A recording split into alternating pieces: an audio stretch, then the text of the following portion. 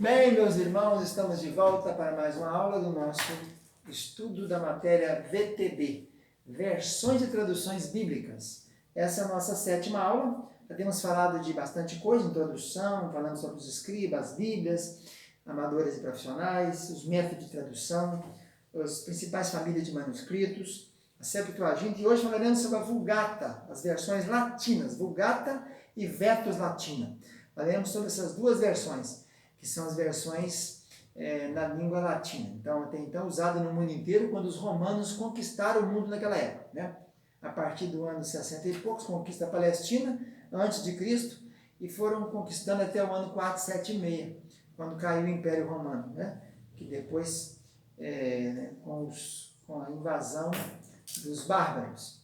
Então, a Vulgata foi, nós falamos aqui de Lajinha, do Centro de Cultura Bíblica Bereshit, mantenedor do Seminário Teológico Bereshit, Seminário Teológico Tabernáculo. Nós, então, estamos na matéria VTB 1, aula número 7. A Vulgata, então, é a tradução latina dos textos bíblicos, né? Falar de versão latina, tem que falar que antes da Vulgata, que foi feita por Jerônimo, encomendada pelo Papa Damaso, no ano 380, nós temos a antiga versão latina, chamada Vetus Latina. A Vetus Latina ela é muito anterior. Ela é do ano mais ou menos 150 da era cristã. Ela possivelmente originou-se no norte da África. E os cristãos do norte da África também têm adotado essa tradução aí, do Antigo Testamento. Tertuliano, que é um dos pais da igreja, que viveu mais ou menos no ano de 160 até 230, conhecia essa antiga Bíblia Latina, pelo menos em parte, se andou citando ela. E Cipriano, também bispo de Cartago, que viveu no ano 200, 250, cita frequentemente os testamentos dessa Bíblia, Antigo e Novo Testamento. Restaram apenas fragmentos dessa antiga latina.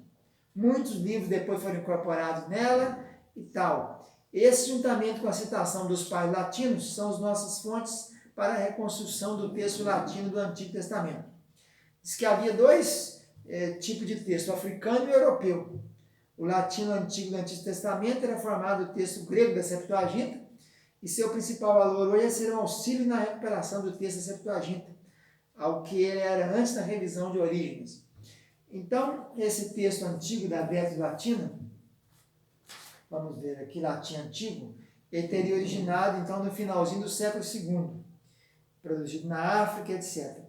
A versão em latim serve de importante testemunho do texto anterior ao texto recepto, mostrando que esse é de origem posterior, porquanto os manuscritos gregos que foram usados como base dele são mais próximos do grupo alexandrino, manuscritos gregos, apresentando o estágio mais antigo do tipo de texto ocidental. Então, primeiro então temos a Vetus Latina, que é esse produzido nesse ano 150 da era cristã, mais no norte da África ali. E depois, então, o Papa Damaso, né, no ano 382, mandou fazer essa revisão e encomendou Jerônimo para fazer isso. Ele fez essa tradução, né, a pedido desse Papa, e fez 3 traduções dos Salmos e depois produziu a Bíblia inteira. Baseou na Septuaginta, e depois também teria baseado ainda uma outra revisão que ele fez na base da Exápia de Orígenes, e depois fez a 3ª revisão no Saltério Hebraico, com a tradução original. Nunca conquistou popularidade. Jerônimo passou vários anos preparando uma nova tradução do restante do livro do Antigo Testamento, diretamente do hebraico. Essa tradução, que é chamada Vulgata, ou revisão do livro, ou revisão comum, tornou-se a Bíblia Católica Romana Ocidental. No estudo do Antigo Testamento, seu valor é conferido pela liberdade da tradução e sua data, né? Por sua data recente. Ela foi produzida após o texto hebraico ter sido substancialmente padronizado como é hoje. Mais ou menos nós temos hoje 8.000 manuscritos da Vulgata existentes na Europa. Talvez o manuscrito mais valioso seja o Códice Amiatino, copiado na Inglaterra aproximadamente no início do 8º século, realizada como presente ao Papa, mas que agora se encontra na França. A primeira edição impressa da Vulgata foi de Gutenberg, logo quando começou a imprensa em 1516 por ali afora, né? A Bíblia Oficial da Igreja Católica tem sido uma revisão da Bíblia Sistina, o Papa Sisto V, conhecido como a Bíblia Clementina, por ter sido revisada e reeditada na época do Papa Clemente VII. E, então, essa Bíblia Vulgata é a Bíblia principal, na qual todas as versões católicas ainda bebem hoje em dia, né? Você pegar a Matos Soares, a Paulinas, a Pastoral, a Bíblia Ecumênica, qualquer uma delas aí dos monges, Marédios, todas elas, a Vulgata, a Bíblia da Editora Vozes, né? Todas elas bebem na Vulgata. A versão principal da Igreja Católica Romana Ocidental é a versão Vulgata, feita por Jerônimo e encomendada por esse Papa aí nesse tempo. Então, nessa idade, mais ou menos 380 e poucos da era cristã, né? Evidentemente que esses manuscritos aí, alexandrinos, vaticanos, sinaíticos, se for descoberto recentemente agora, já existiam naquela época, né? Eles poderiam ter servido de base para eles. Eles redescobriram eles agora, mas eles foram, é desse tempo aí, de 325, de 380, de ano 400, por aí. Então, esse texto da Vulgata é o texto padrão usado pelos católicos. Ela tem valor histórico e também, às vezes, valor literário, também valor exegético, para auxiliar nesse nosso estudo de versões e traduções. A gente que é estudioso da Bíblia, que é um acadêmico da área de teologia, precisa ter essas versões todas disponíveis, né? Você precisa ter a Almeida Revista Atualizada, a Almeida Revista Corrigida, a Almeida Corrigida Fiel, a Almeida Contemporânea, a Almeida Clássica. É preciso ter as versões católicas, né?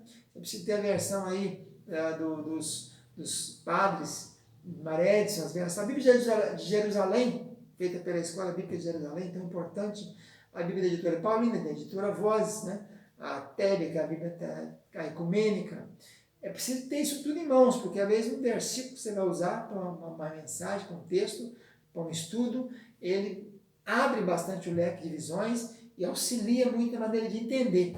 Até mesmo algumas revelações, que são dadas pelo Espírito Santo, dependem do texto. Se você, às vezes, o autor, às vezes, traduziu a palavra, né? E aí perde-se, por exemplo, Cantares, capítulo 2, né? Os montes de Betera, no versículo final ali, no versículo 13 ou 16, fica sobre os montes de Beter. O camarada foi lá e traduziu para os montes escabrosos. Tirou o nome Beter, que é um topônimo, que é um lugar, e passou para a tradução dele, que é escabroso, ou montes da separação. Então, você não consegue, se dependesse da palavra, né, do topônimo, o que aconteceu naquele monte, você não pode traduzir nomes, né?